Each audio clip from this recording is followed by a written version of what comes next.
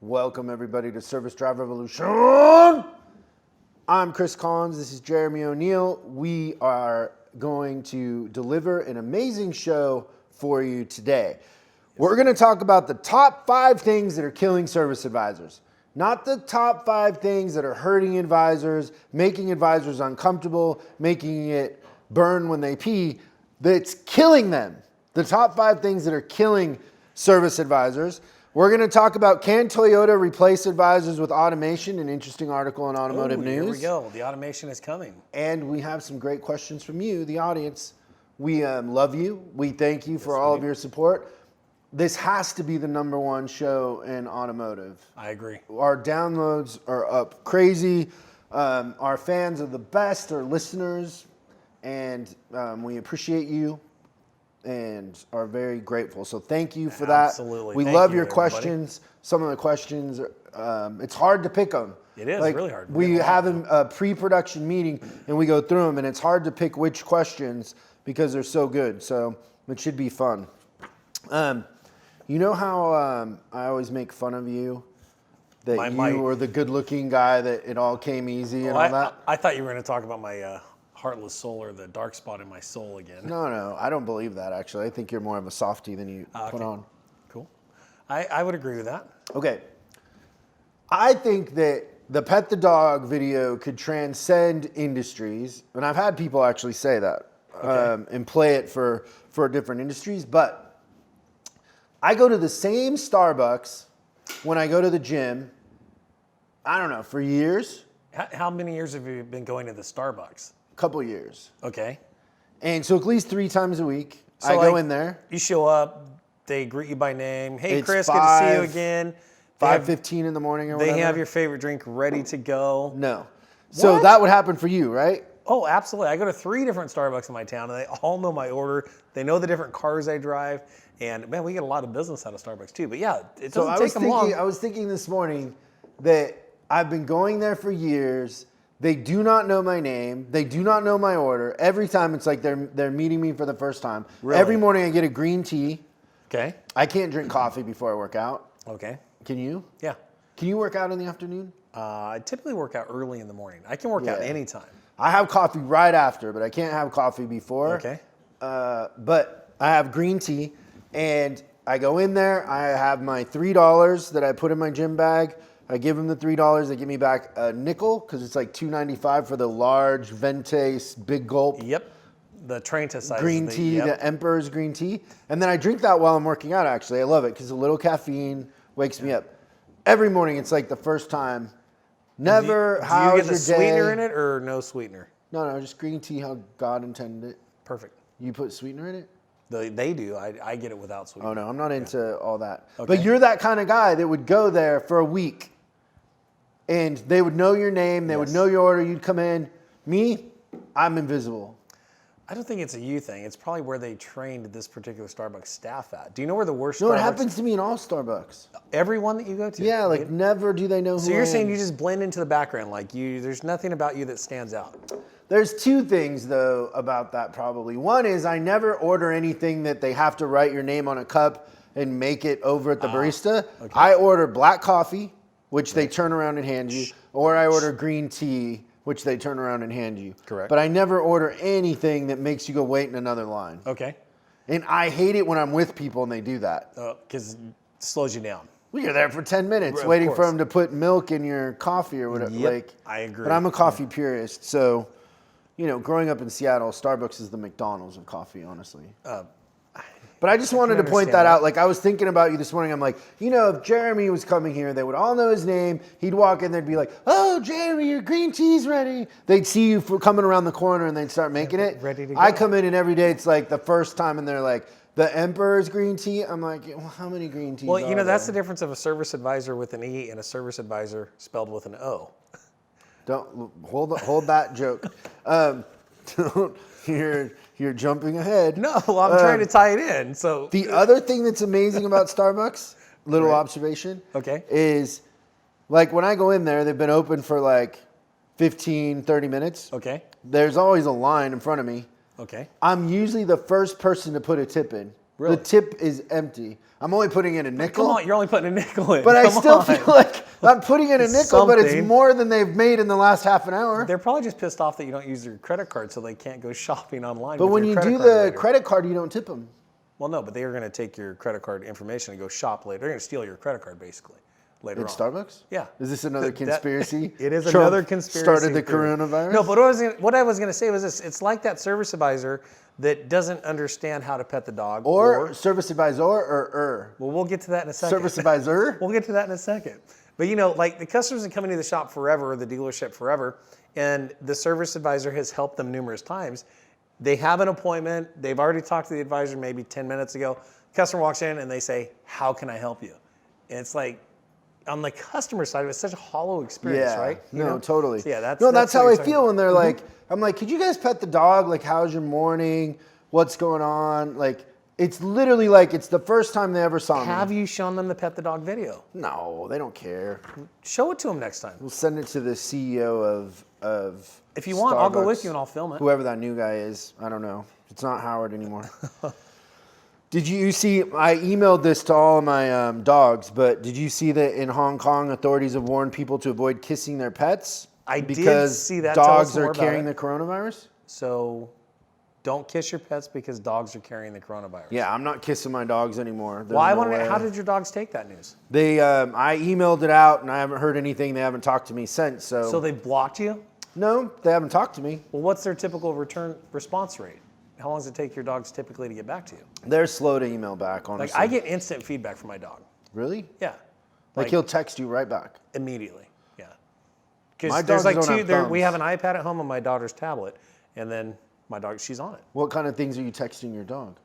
Ready to run, ready to ride, You take your dog for a run? every morning. Yes. Oh, what kind of dog is it? We have a golden doodle. Yeah, that's a real dog. My dogs aren't real dogs. Your dogs are like, go outside and be like, it's 72, it's too cold. I'm going back to lay down. It's too hot. It's It's too hot, raining. too cold. Like, Yes, absolutely. Yeah, my dogs are. Bulldogs are more of a, what would you call that? Like a trophy dog. Like they're friendly, they're fun, they think they're people, but they're not super motivated. Like I grew up, I had Shelties.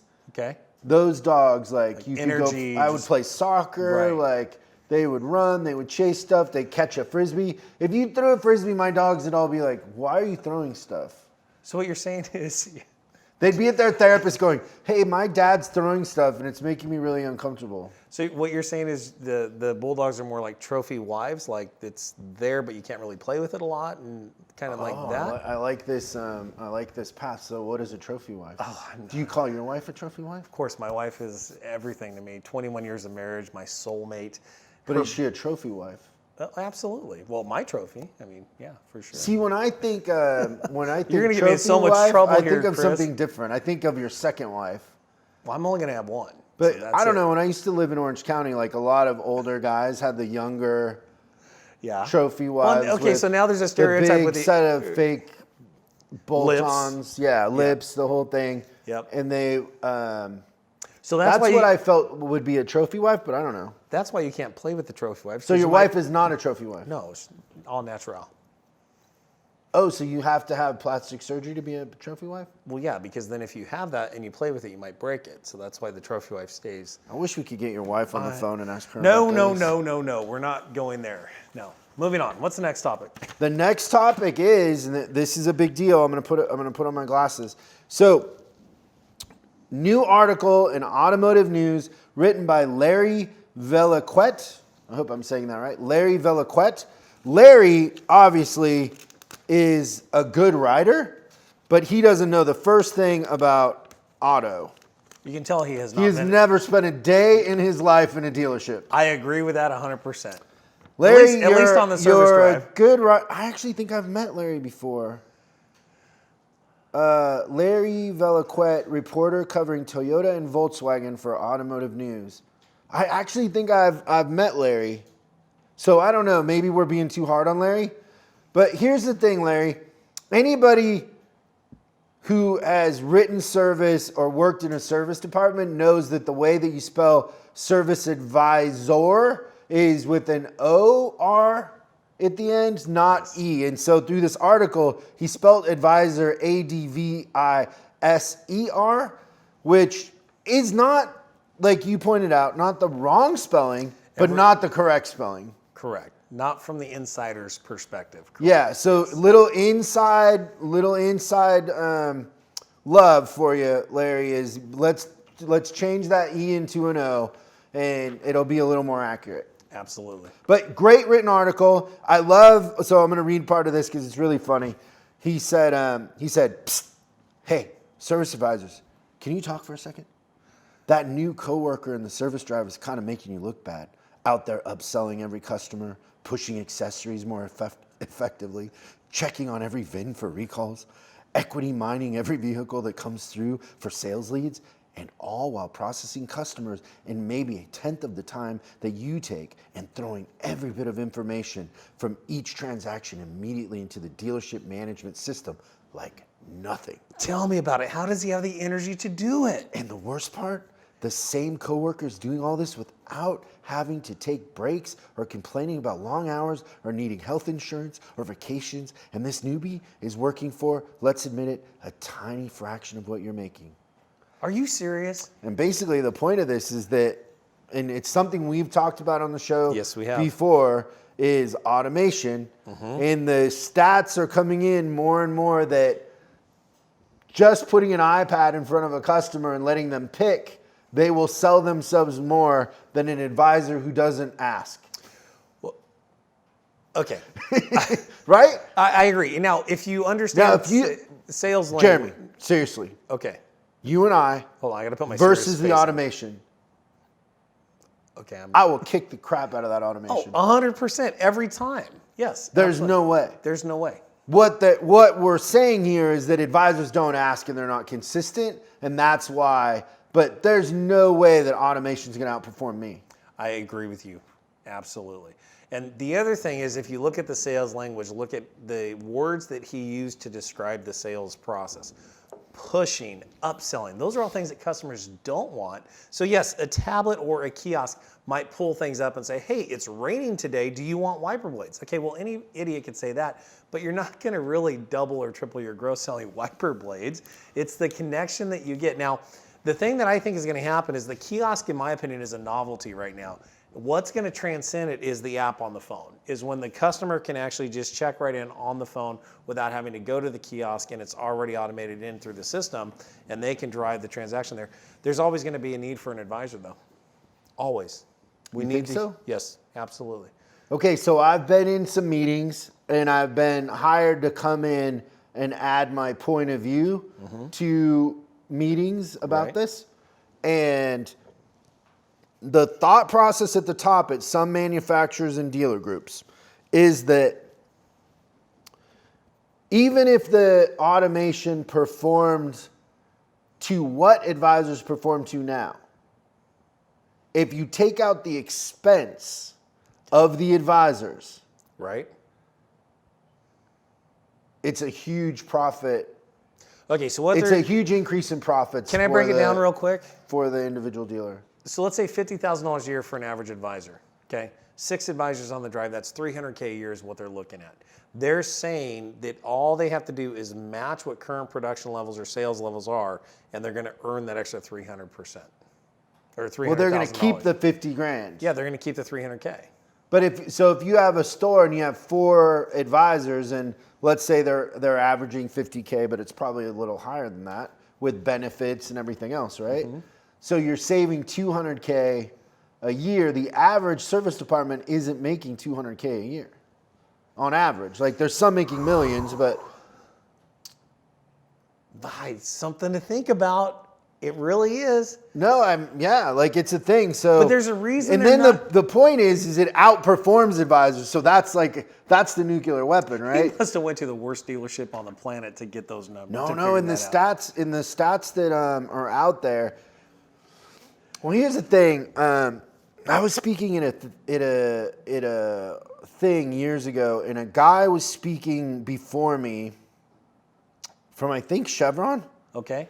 And when I was all done, he kind of pulled me to the side and he was like, I really like what you were saying. He goes, you know that our average gas pump with no advisor there, 33% pick premium. Okay. So if the average closing ratio of an advisor selling brakes or an oil leak or an alignment or whatever is 30%. Okay. And they're saying that with automation, it's closer to 50%. Okay. You reduce your expenses and increase your net. And so could a parts guy coordinate that? Do you need an advisor? Like, that's the thinking. Now, I don't know. It's kind of like driverless cars. It's like, yeah, eventually I'm sure that happens, but it isn't happening today. Let me throw another curveball at you. Let's think about this. What if that Starbucks that you absolutely love because of the personal touch they don't give you, what if you walked in tomorrow? Well, you can't do it tomorrow because we'll be somewhere else. What if you walked in on Monday morning and there's a kiosk there, there's nobody behind the counter, and it's fully automated, and you can punch in your order, you walk up, it does retina detection. Honestly? And it says, welcome, Chris. I would you like prefer this it again? to that face girl that's usually there.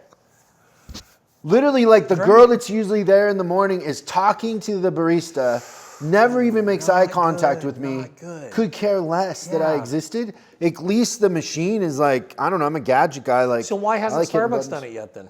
McDonald's is. Yeah, absolutely, but McDonald's, and I would say McDonald's is probably a good lesson in this. Have you gone to the McDonald's where they do it? Yes. Yeah.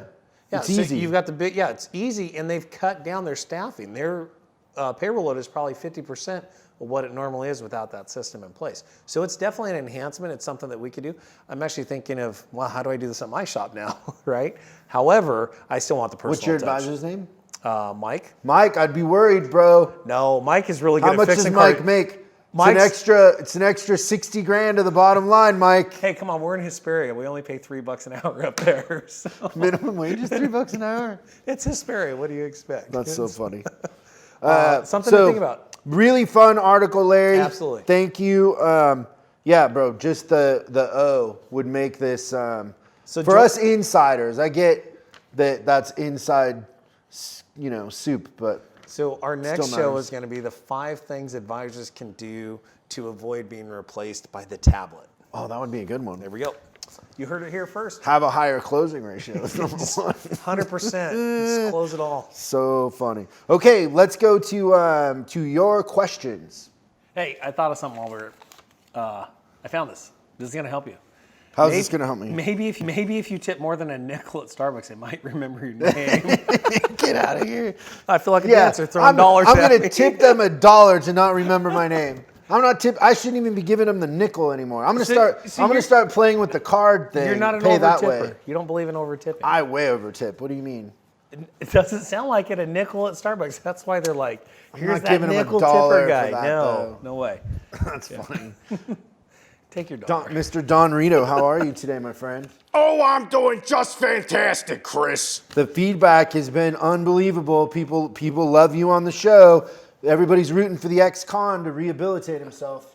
Oh, good. I'm trying my best. I only drink 4 times a day now instead of 20. You haven't been selling anything to anybody who doesn't need it, right? No, nothing. As you know, a part of my parole is that I can't work in any business. You know what I always say, if you wouldn't sell it to your mother, don't sell it. Well, it's a good thing that I am an anthropomorphic furball with no genetic bloodline. Whoa, that's a big community his college his word. bones Anthropomorphic? Yeah, what was that? Anthropomorphic? I didn't hear. I don't know. You obviously went to community college. Okay, what are the questions, Don? Today we got some great questions. Let me get to the first one here. Hi, Chris. I love all your videos. I would like to know, how would you go about attracting a service advisor for an independent shop? What are the best ways and places to post the ads to get in front of the right people? Thank you for that, but I think that you probably want to address Jeremy because he's better at that than me. Yes, absolutely. So finding a service advisor for an independent shop, number of things. First, you want to profile the type of advisor you want. So you want to know the personality that you're looking for. So you're Short, chubby, yeah, stutters, absolutely. doesn't really like people, Coughs right more now. introverted. Introversion is great. You know? Yeah, introverted, doesn't really like people, Task-oriented versus people-oriented. doesn't like dogs. Hates dogs. More of a cat person. Cat people. What you want is a guy who has 12 cats. That's what you want. That guy my whose coffee house out smells like cat pee. Oh my God. Those make the best advisors at Yes. independent shops. Yeah. Now, on a serious note, hit up your Facebook page. One of the things I would do is poll your customers and ask them who is the best service advisor they have ever dealt with. Find out who the main player is in your town and try to attract them. It took me over 2 years to attract. Sneaky. Yeah. It took me over 2 years to find my guy. Michael's now at our shop in 2 months. And I look back at over the 2-year process of building that relationship to where the stars finally aligned for him to come out of a dealership and come into an independent. It's a big risk on his part, obviously. You stole him from a dealership? Oh, yeah. Oh, wow. Took me 2 years. To steal him from a dealership. Well, I didn't steal him. He's not. What actually- has been his feedback coming from a dealership going to your shop? You know, the Indy's a little bit harder just because you're dealing with multiple brands. Anything rolls up, you've got to work on it. So that's been about it, but definitely It's a little more harder. so. It is a little harder, absolutely. But we're setting record months. It's great. So poll Facebook, find out who the main player is in your town, maybe the top five advisors you'd want to deal with. Also, I love Indeed. Get something out there on Indeed. Get your resumes going or your job posting going. And then realistically, just talk to customers and then go shop people, phone shop people. Have you ever done that? Yeah. Yeah, call the other shops and dealerships in town and find out who's good on the phone and then start recruiting. Take them to lunch. It's good. Good question. What's the next one, Don? This next question comes from Josh on YouTube. Hey, Chris, I work for a Nissan dealership in San Diego, and I write about 350 to 400 ROs a month. Jesus. Holy moly. Which is most than more, if not all, of other advisors. I've noticed my ELR and hours per RO have gone down recently. Am I writing too many ROs? Okay, so let's do the math here. Can you do that in your head? That's So he's right. 15 to 20 cars per day 15 to 20 a day. on a 20-day Nissan. So I think Nissan, you're okay at 15, but 20 is too much. So I would try to keep that around 15. I usually find that you can do your math with what would I make if my hours per row, my ELR, and I sold more, alignments or whatever it is, compared to writing too many, under delivering, being stressed out all the time. The sweet spot is usually like one less. You can do the 2-hour call, you can update, you can touch people more, spend more time with them. Usually is the magic. So I'd try to keep it around 12 to 15. Yeah, and I think make sure your title is spelled with an E, not an O. I'm just Little kick it automotive news. Look at you, the bringing man it with no back. soul. Yeah, the other thing too is think about front loading more of the transaction. Make sure, go back and watch the Pet the Dog video. Get really purposeful and passion filled. Is your passion bucket filled for serving your clients? Because right now you're talking about numbers and transaction. You got to get back into relationship with these customers and watch how the sales just roll in. Every time I get a slump in my sales, what do? I take Go some to your time- passion bucket. I go to my passion bucket, absolutely. And I got to make sure it's full because when I serve people and I really feel confident about the recommendations or the concerns that we find on their vehicles, the sales magically follow. And I get a lot more of these on the paycheck. I love it. Yeah. Awesome. Any more, Don? We got one more. This one comes from LinkedIn. Hi, Chris. Just gonna start out by saying that you've helped me a lot in the past month as a service advisor. We love hearing that. Don't we love hearing that, Chris? Absolutely. I have a question for you.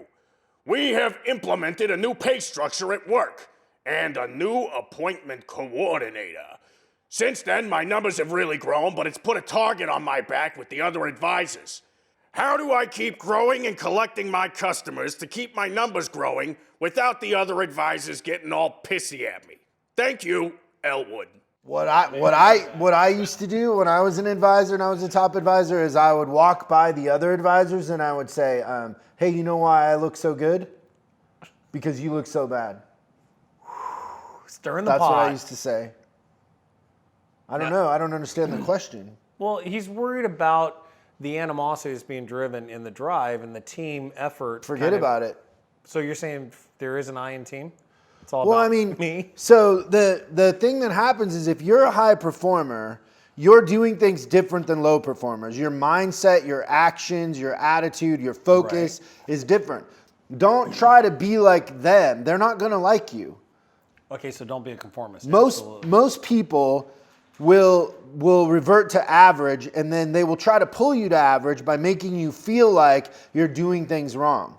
The key to really succeeding is to blaze your own path and don't set your barometer to underperformers' feelings on things. So they might give you attitude, they might not like you, they might, say derogatory things. It doesn't matter. Full steam ahead, it's all about the customer. Yeah, lead the field, set the pace. You're making them work harder, and that's why they're having an issue with you.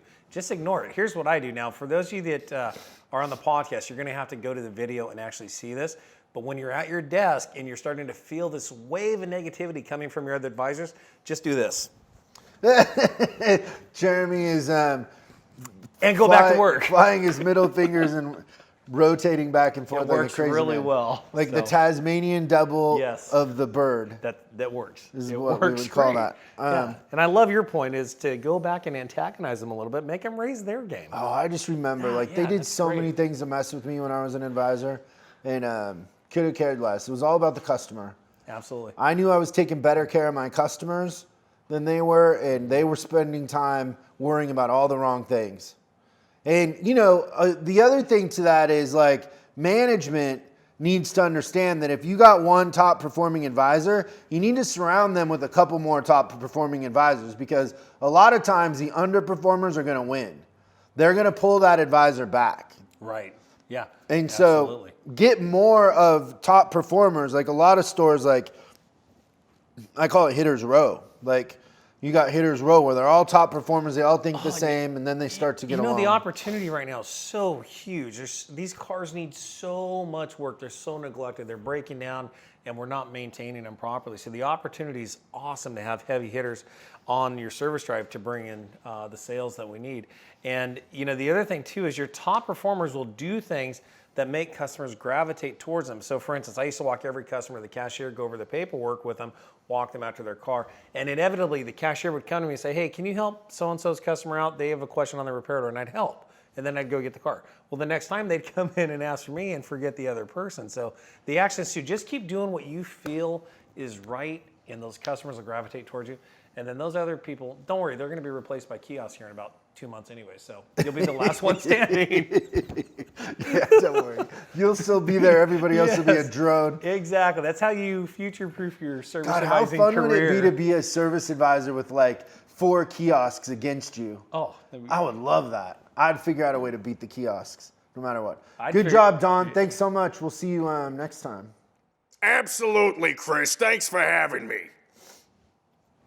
So the top 5 things killing service advisors. Not slowing them down. Not just bad health, not just hurting. This is what kills you. The top 5 things killing service advisors today.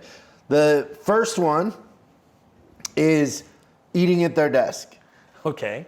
Like What's most wrong of with the eating at your desk? It's unhealthy. It's a Usually time it's saver. pizza. It's a time saver. You got to give yourself 30 minutes to eat right. You can't just go grab a piece of pizza. Or a double cheeseburger. Yeah, or double cheeseburger. You Onion need to rings eat and right. Bacon on it. If you eat right, you'll feel better, you'll sell more, you'll be happier. But you got to either pack lunch, Okay, food do preparation. the pre-meal food preps, Right. but plan ahead. Okay. But eat good. Eat good. Absolutely. Well, fast food is really bad for you. Absolutely.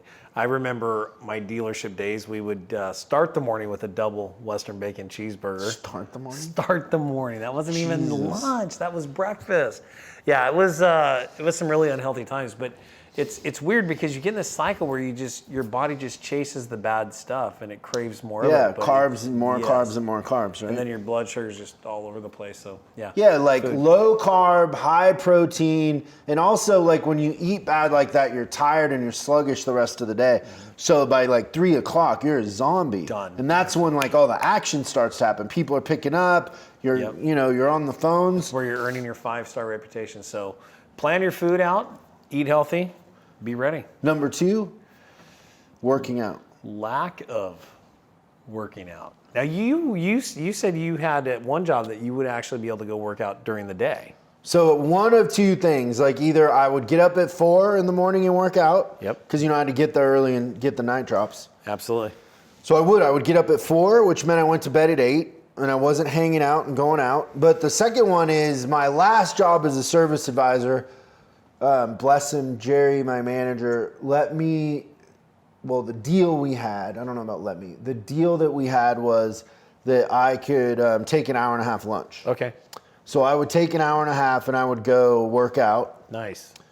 And then I would have enough time to get food and come into work. So there was actually a Wendy's across the street. So I would get a chicken breast and a baked potato or something like that, something healthy, and eat and then come back. But I had time to work out, shower, and all that. But I don't know, a lot of advisors aren't going to be able to take an hour and a half lunch, so get up earlier and work out. But even if you just do it for 30 minutes, like read the book Body for Life. There's great workouts in there that you can do 20 minutes of cardio, you can lift weights for 30 or 40 minutes, but the system in there of doing it will get you in shape. But if you start eating better and you work out, you're going to have more energy, you're going to be clear, you're going to be more productive, and you will be happier. It actually helps you feel releases those endorphins.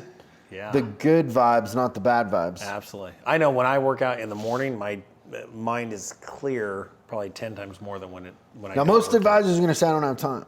I don't have time. We all have the same amount of time. Yeah, you got to make time. Got to make time. Make it a priority. Absolutely. Working out. Third one. They fail to create a morning ritual. So how do you like to start your morning as an advisor? As an advisor? As an advisor. So I'm like from the time I wake up. Let's talk. Okay. My morning ritual is I brush my teeth. Perfect. That's good, man. Thanks for doing that today. From the time I wake up, right? I'm going to meditate. Okay. I'm going to work out. Okay. And then I'm going to go to work. I probably won't eat until 7:30 or 8. I'll eat a little something. Man, that's crunch time when you're writing up customers. I know, but in between, I can sneak it in. Okay. I'm not saying I'm sitting down for a meal, but Okay. I can slam some eggs or something. Yeah, so that's interesting. So your morning ritual, you've got a setup where you're doing your meditation, you're exercising, and then what time do you arrive to work? Do you like to get there early or right on time? What time do we open in this fictional service Let's say department? 7:30. We open at 7:30. I'm getting there at 6:45, I'm going to 6:30. beat you. I'm in there at 5:30 to get those night drops. Well, yeah, okay. See a little competition going on. No, here, that right? happens for sure. It does, absolutely. I'll beat you another way. You'll kill them with kindness. So the morning ritual, my point here for most advisors is do not show up when you open. And it drives me absolutely crazy. This behavior is something, I call it my golden hour of power before work, right? So you want to get to the shop or the dealership an hour before anybody else is there, before any customers show up, so you can get your desk organized, you can do those menial tasks and get your day kind of planned out. You know, go into our logbook, look at the customers that are in your piggy bank, get your slow day plan set up, set your goals, car count goal, sales goal. Get those night drops. Practice answering the phone. Just Role play. click. Absolutely. Beat all the other advisors to the phone. Like, how quick can you go? That's it. It's like in The Pursuit of Happiness, right? He never hung the phone down. He just pushed it and dialed because he didn't have time. Those extra seconds counted, right? So every second of your day counts. So definitely that golden hour of power is key. Get there early. I would call on the night drops too. Absolutely. Even though in your scenario you beat me to them, I would call and I'd wake people up, but I'd be like, hey, I got your car here. And I need some money to work with. It's really reassuring just to know that the car is safe and you've got it. Yeah, no, That's like the first thing nobody right ever there. begrudged me that. What happens is most advisors, the doors open, they get busy, and then they don't call until 10 or 11. By then, the customer's called in. Correct. So their customer's going to call in by 8, I'll just call them at 6 or 6:30 and say, hey, this is Chris. I got your car. I see you. Tell me what happened. Okay, I need some money to work with. I need you to approve, unless it's warranty or whatever. But Do you know why this third point will kill a service advisor? why? Because they'll just replace them with a tablet. So if you can't do this or you're not You're willing to getting do it, replaced guess with what? the tablet. You're going to get replaced with the tablet. Number 4, what's our fourth one? They don't learn. They're not reading. They feel like the same thing about working out is, oh, I don't have time. So they're not listening to books about sales, about customer service, about business, how to get better. They're not going to courses, that sort of thing. So they're stagnant. You know, one of the reasons I love coming down here, when I'm in your realm, you guys, I mean, if you ever get a chance to come down to Chris's studio, you've got to just, whatever it takes. There are so many books around here. It pushes your mind to expand. So I always learn something. I always pick up a book and pick something out of It's it. a huge problem.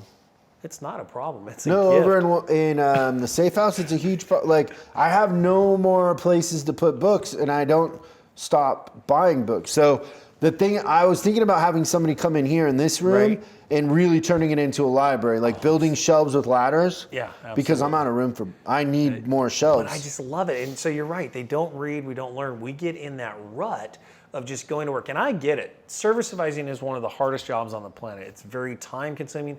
It saps your energy. You're pulled in a million different directions every single day. So even for 15 minutes a morning, what if you just read and expanded your thinking? That's the whole thing. And then turn your commute into learning time, right? University on Wheels. Listen to our podcast. Get some other stuff going into your brain so you can expand your thinking. So read and learn. Absolutely. Number 5, I can't say it. You got to say it. the parts department. The parts department. Killing advisors. Killing advisors. Dead. Absolutely. Like snipers. Yeah. More importantly, AC, Delco, and GM on their back order still. We have a truck that's been in there for 6 weeks now. We're still waiting on the part to be released. It's like, crazy. Killing you. Killing me. Parts department, thank you very much. That's really not the parts department. It is. It's a parts supplier. It's still the parts department.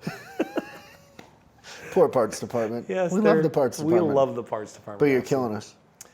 Stay tuned, because we have a way to help. Top 5 things killing service advisors. Food, eating bad at your desk, not eating good, meal prep. Yep. Think ahead. Number 2 is you're not working out, you're not getting exercise.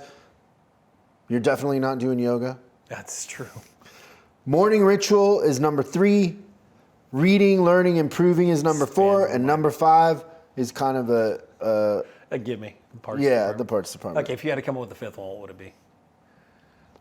Well, actually, like in that realm is, I feel like advisors are underused in the fact that they don't have a good pricing guide. So it is kind of parts, but it's not the parts department's fault. But it takes a long time to put together an estimate. Oh. And there's tools out there to make estimates easier. Yeah, I agree. But it's really hard for advisors to put them together. There we go. Thank you guys so much. We love you. Thanks for tuning in. Please share, subscribe, like, anything like that will help us out, and we will see you again next week. Thanks for watching this episode of Service Drive Revolution. If you have any questions, go ahead and post them in the comments below. Make sure you subscribe and hit the bell icon so you're notified when we post new episodes. I'm Chris Collins, and you can find me on Facebook and Instagram at Chris Bulldog Collins. And I'll see you again on the next episode.